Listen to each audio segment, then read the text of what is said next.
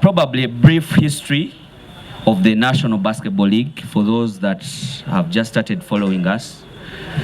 The NBL officially started in 1995.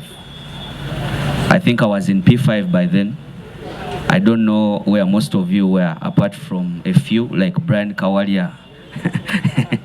So it started with 6 teams by then, and on the 6, on that park, it's only Betway.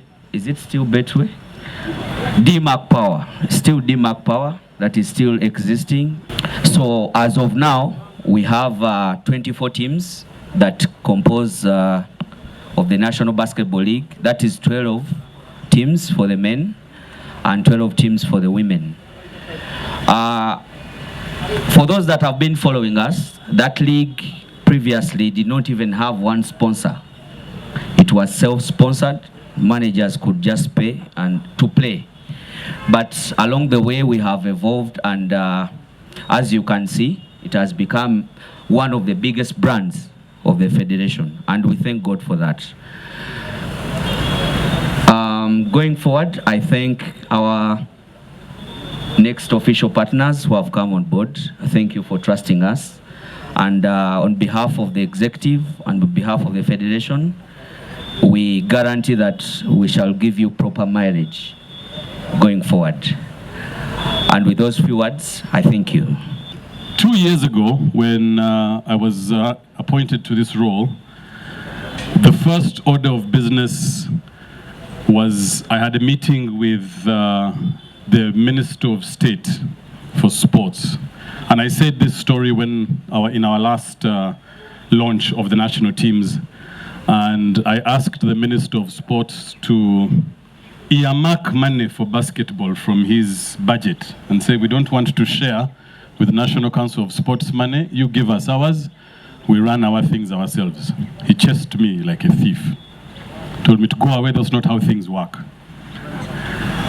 And he told me, if you are wise, Marcus, I suggest strongly that you go and look for partners.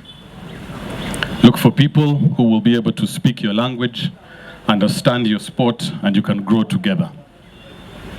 I decided that I will do the hardest thing first, which was to get a partner for national teams, because that is the hardest part, which we successfully did and launched. In that same time, I had been knocking on Douglas's door for a while. But I think at the time, the organization was going through a restructure.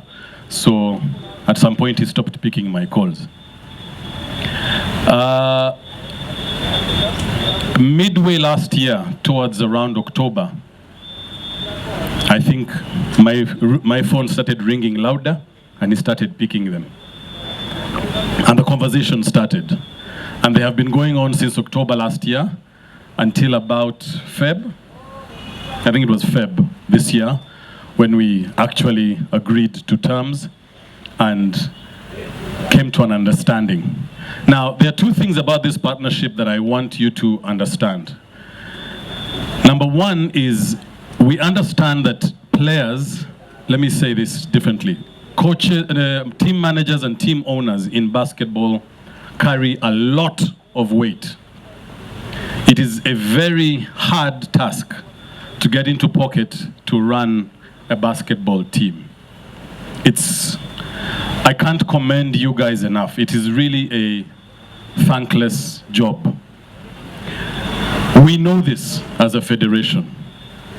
So part of our resources that we have been able to gather, when the time is right, we will sit down and agree with you and my comrade Hudson how we can ease that pressure from you with some of this money. We will not get into details now. But we understand that for us to be able to grow this sport with the help of people like Douglas and his team, some of what we get, we should be able to make your work easier to run that club every single day. What does that mean for you, though? It means, which is now our request, that you can be able to use some of your now saved resources to help us create a bigger fan base for your clubs. Because we can't ask you to do both. That's unfair. Keep the club running and also get us fans in the arena or build a fan base. It might be too much. But if we're saving you some money, our next request will be, now, build a fan base for your club.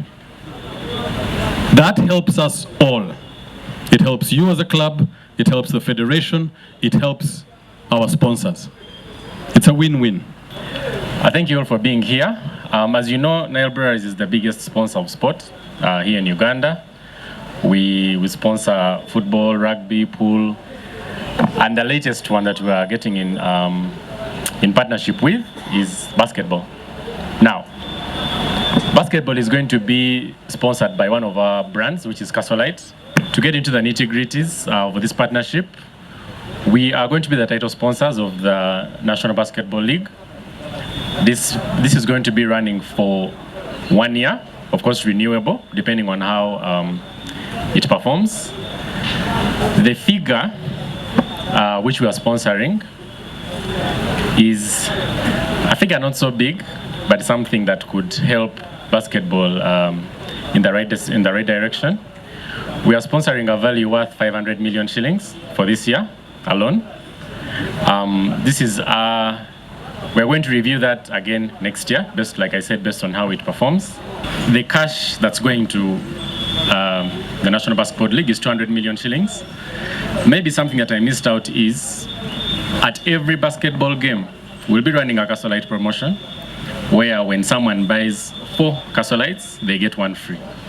And that's at RRP. So the RRP is the recommended retail price of Castle Lite is 3,000 shillings. So that means you'd be buying 5 Castle Lites at 12,000 shillings. Now, to make it even better, our partners at FlexiPay have said that they're going to discount it further if you pay using FlexiPay. So that means you'll be buying 5 Castle Lites at 10,000 shillings. The club president of Livingston Basketball Club, one of the teams that is competing in the National Basketball League this season. It's certainly good news that FUBA has unveiled Castle Lite as the league title sponsor. As clubs, how big is this news? Absolutely, it's a good opportunity for the federation and for the clubs. But of course, the biggest question is what is it in for the clubs participating in NBL? We think that the money has come in, so what's the benefit for the clubs? The clubs who are the biggest investors in the league, yes, it's better for them to know what's their take home. Yeah, but it's a good thing for the federation. Now you're speaking as a stakeholder, as a club, how do you want FUBA to handle this? Of course, declarations tell us the person goes into the league or NBL, they know that if I finish 4th place, I'm assured of, let's say, 5 million shillings. If I finish in 12th place, I'm assured of 1 million shillings. The way the FUBA does their thing, they know from the start, the champion will get this much money up to the 12th team. So it's better for the federation to, categorically tell us the distribution of the money among all the 12 clubs. And they shouldn't only look at the champion, because all of us are vested, parties in basketball for the federation. Then maybe you can take us through how difficult is it to have a team playing in the NBL? Last time I told you, when I was Division 1, I think my budget was about 40 million shillings a season. So imagine in NBL, it gets crazy. And if you don't have money, life becomes really, really difficult. And we are dealing with players who need to have a lot of problems, they're not working, so they think they can survive on basketball. So we need money to run the club. It's crazy money. If it all comes to pass, and FUBA maybe gives a portion of the sponsorship direct to clubs, how competitive can that be? Absolutely, it's motivating. When a player knows there's a cash prize, yeah, they'll play basketball with ambition, with motivation, so they know there's something they're winning at the end of the day. So for us, for the teams and for the players, it's going to be a motivating factor. Someone is fighting to get probably 10 million shillings, yeah? It's a good feeling. The thing about relegation now has come true to us, but I believe with my team I have set up and my team and my coaches, we have so much hope that we shall survive. Yeah, we had a very nice first round with 4 wins. You know, probably we're looking probably at another probably 4 wins and probably be able to survive relegation, and it's possible. Yeah, and the coaches are really putting in too much work. The players are really dedicated to training. There's hope for us that we shall survive. Yeah, I was talking to the GS earlier on that clubs need to have a different mindset of run the clubs. You have to run the club as a business. Make sure you bring your fans together, have a venue that probably you train from, and you know people are there. Personally, at Livingstone, where I was studied is Makerere University, yeah, around Wandegea. So we had a very big fan when we were down there. So we would like to tap into that resource of Makerere University. But then the other thing is that me as a professional marketing consultant, of course I get partners through my walks of life to be able to come and support the franchise. You know, without money you can't run business. Yeah, so I look at for partnership is key in business. So the village has done a good job. Even me as Livingstone, I reach out to different partners, come and help me run my basketball affairs.